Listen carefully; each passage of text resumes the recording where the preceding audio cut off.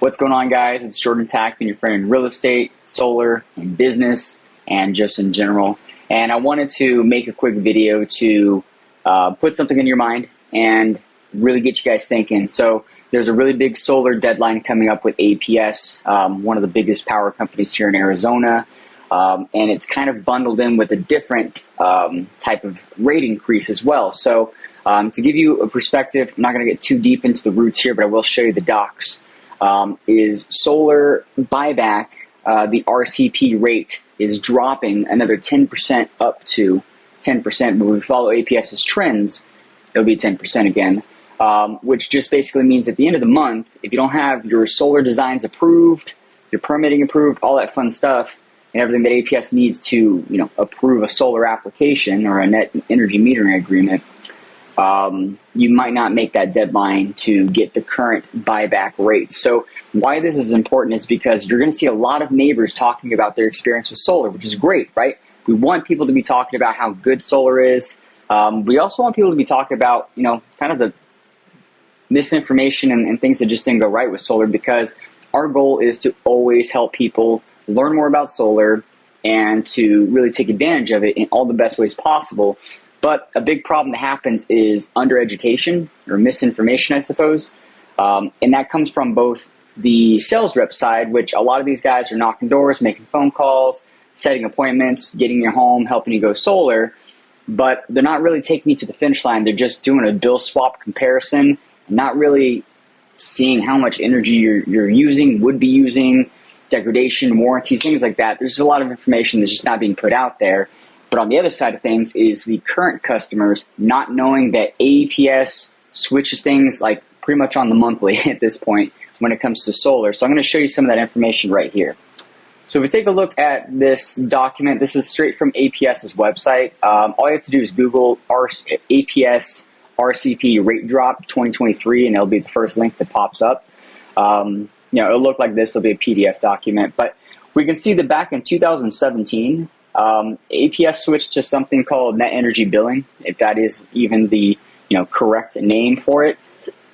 What it used to be was called net energy metering, which was a credit for credit situation. So for example, if you overproduced 500 kilowatt hours in a year, you'd have to, or a month rather, you'd have to buy 500 kilowatt hours from the grid to actually start purchasing power. So you had like these, I call them Chuck E. Cheese tokens, right? Because it wasn't a dollar amount. It was like this made up currency that only went specifically towards energy credits. So if you produced credits, you had to, use those credits to start to purchase something. So after that, there's a deficiency, and then you started using or buying power from the grid. Now what they do is they do an actual dollar amount, which is cool and bad in, two different ways depending on how you look at it. One way is it's no longer Chuck E. Cheese tokens, it's actual dollars, right? So there's a bottom line on your APS bill where it's like taxes, fees, grid charges, blah, blah, blah, blah. That's money, right? But everything above that is credits, like how much energy have you used. So kilowatt hours is on the top half of the bill, and then on the bottom half it's the taxes, fees, grids, transmission charges, things like that. When they switched to net energy billing, they got rid of that line, so now anything you overproduce is money, and that can actually buy down everything, and that's why you're seeing people with negative power bills from APS, because they're overproducing so much. Now, why this is important for you is because in 2017, when they switched this over, the buyback rate was 12.9 cents a kilowatt hour. So that was full retail at this point, as close as you could get to it with how the power rating was based on the average between the on and off peak with APS. And there's a lot more that goes into it, but the typical rate plan that a solar guy should have put you on would have matched you as close to this number as possible, because if you overproduce, we want you to get as much of that money back as possible. The problem there is, and a lot of customers don't realize this, is they'll be posting things like, oh yeah, man, I went solar 4 years ago. This is my negative $400 power bill, which is sexy, right? It's super cool. It's enticing. You think that's what your neighbors are going to get, but we're in 2022, 2023's little tranche, right?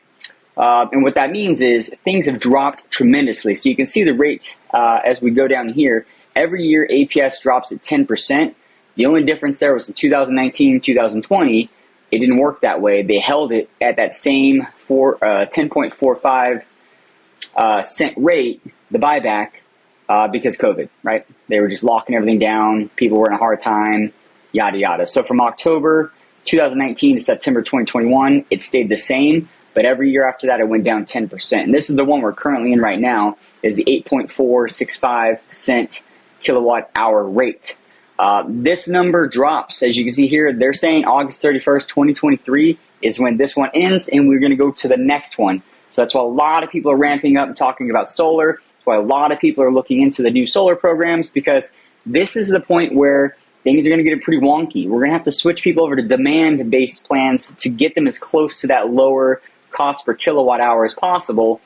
But on the other side of things, solar financing has risen so much with the federal government's, rate increases and inflation and all that fun stuff that, solar is more expensive now. So there's this real weird margin where solar financing costs more money.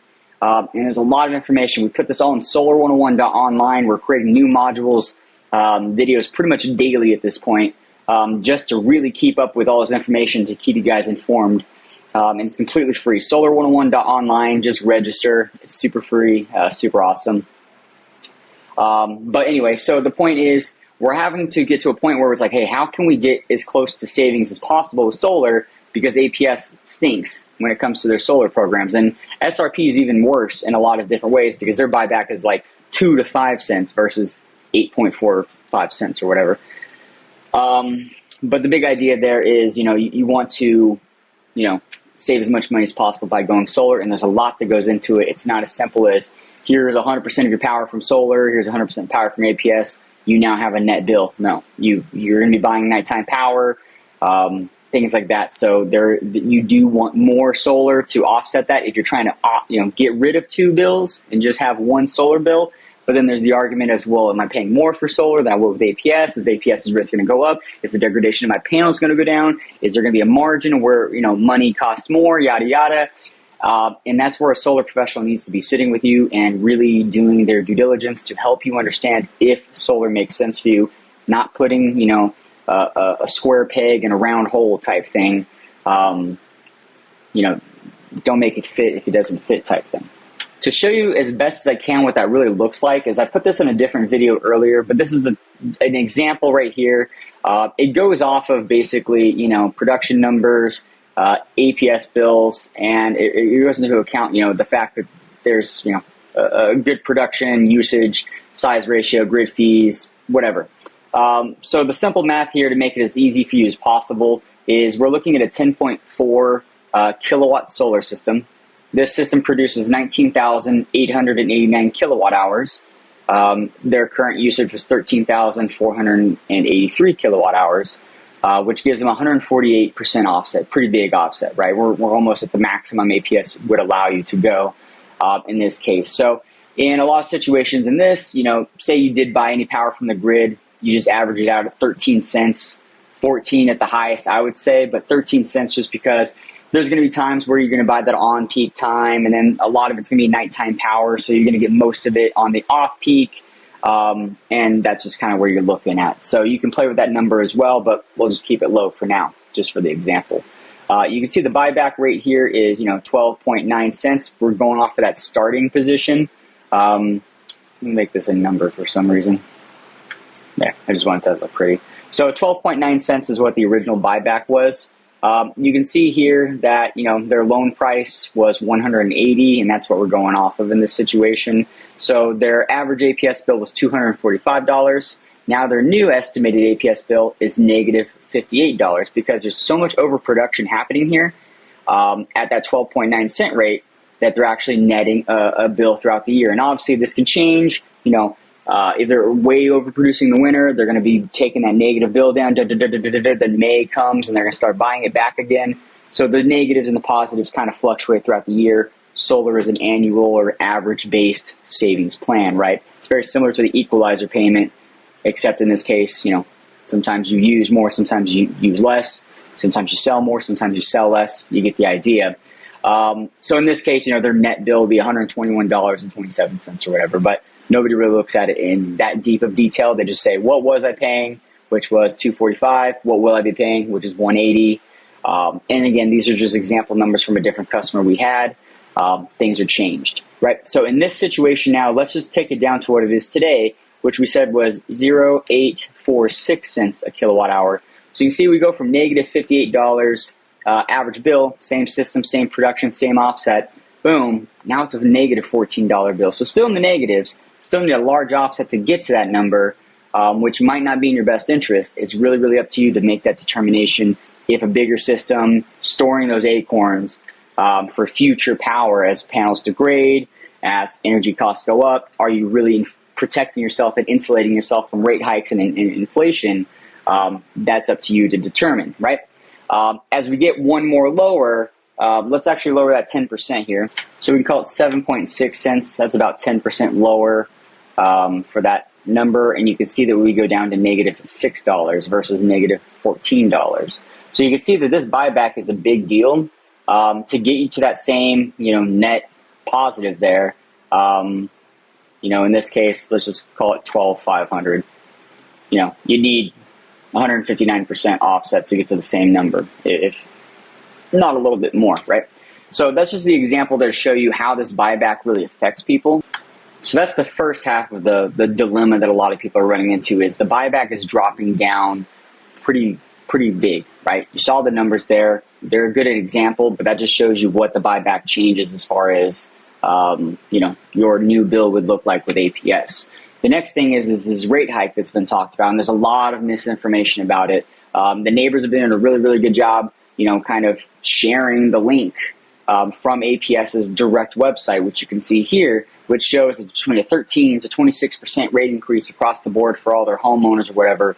But if we take a deeper look into this, we can see kind of what that looks like from APS's mouth versus the general public, right? And there's been a lot of case hearings coming down the line where basically people are like voting against it. They're speaking out against it. But historically, that doesn't really do much except give APS their bottom line, which in my opinion, and there's no fact to this, it's just my opinion from what I've seen over the years of doing solar. And again, I've done solar for over 9 years. I've seen the good, the bad, the ugly, and where we're going as far as solar goes. I'm also a green designated realtor, so I specialize in green energy homes. It's my bread and butter for what I do. Obviously, if I sell solar, I know how to sell a home with solar. So I can really explain that value to the next homeowner. But this is what we want to look at as far as where things go. And what I've learned over the time is APS kind of shoots high, so the general public has to vote low, and then they probably get what they wanted in the real space, right? So say they want a 26% rate increase, but they end up getting that 11 or 13% rate increase, which is what they really wanted. I don't know if there's any fact to that, but I have seen that when they shoot high, but they do have a second number, they typically get that second number. So they have justification here saying that in October of 22, they filed a rate increase with the Corporations Commission. That's who basically approves and disapproves anything that they do. Public collaboration, blah, blah, blah, it takes a year, yada, yada, yada. They need $1.5 billion annually to make this thing happen. It's an investment. They're going to fix things. There's a cute little video about it. That's super awesome. You can watch their application to see what's going on there. But they do give you some information talking about what they're trying to do with their program and where that money actually goes. So it's going to give you an idea. But according to their revised proposal, the residential monthly bill would increase about 11.3% on average. New rates would not take place until December 1, 2023, this year, at the earliest. For an average residential customer using, 1,050 kilowatt hours a month, which isn't too low, too high. There's a lot of people who are using 2,000 in the summers. There's a lot of people who are using, 900 in the summer. So it's a pretty average rate there we can see between their customers. That's about a $15 a month or roughly 50 cent per day increase throughout the impact. So that's their numbers that they're projecting outward. They talk about how to get involved. A lot of these things are already done. This is actually already done. So the last rate hearing was August 10th. We pushed out as much information as we could about this, but you can see their actual docket number here. I'm not sure if this actually takes you to the specific page or not. I think we might have to search for it. No, this one actually does. So talks about it. You can read everything you want about it. Actually, I guess that's really it. Weird. And then there's also some, what is the rate increase? How will this affect my bill? What's the process? Blah, blah, blah, blah, blah.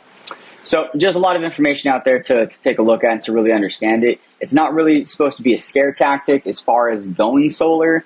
But a lot of companies are using the urgency in their advantage, which is not a bad thing, but it's not really a good thing when it comes down to the homeowner, because you want to be educated about going solar, right? You want to make sure, one, this is going to be a good investment for you, because that's what solar is. It's an actual home improvement, home construction project for your home, right? So the idea there is, you want it to make sense. You want it to be something that's going to work for you. You don't want to be forced into it based off of urgency, based off of, hey, this is the last chance to go solar. While the savings is going to take a huge dump, and people are going to be moved over to demand-based plans, which is going to require a little bit more energy knowledge, a little bit more patience, and you're going to lose a little bit more of your lifestyle. It's not the end of the world, so don't be like, oh my God, if I don't go solar today, I'm so screwed. Like, that's not the situation that we're looking at here. But sooner is better. It's like that saying goes, the best time to plant a tree was 20 years ago. The second best time is today. Well, the best time to go solar was the end of 2017. The second best time is today, right? But that statement also bears true with it was 2017, it was 2018, 2019, 2020, right? So there's a lot of different reasons why you should be jumping on the solar train, but don't be like, hey, this is the only reason I can go solar, the only time I can go solar. I'm completely screwed if I don't go solar.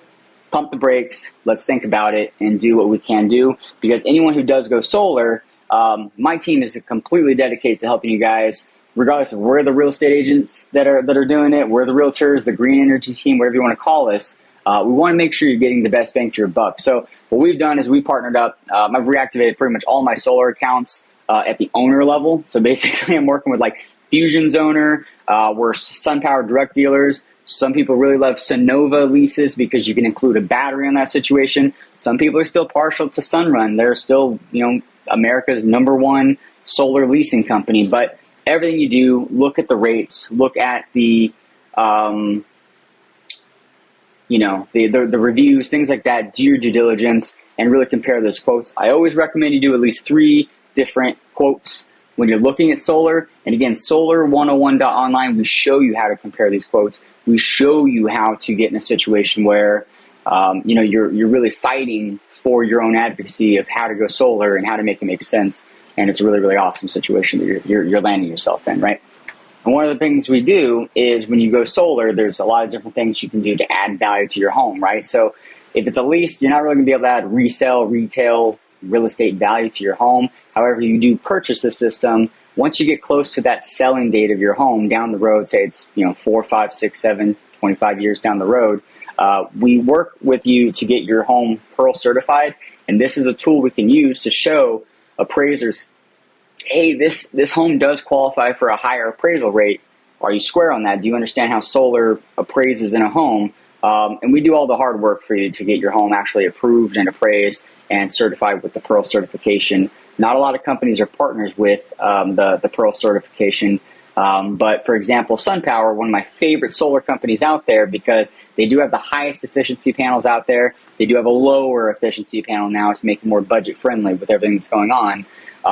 But they do have the best warranties. It's a real, true blue 25-year bumper-to-bumper warranty up on everything up on your roof. And that includes shipping, handling, labor, uninstall, reinstall. Those costs are not passed on to the customer one bit.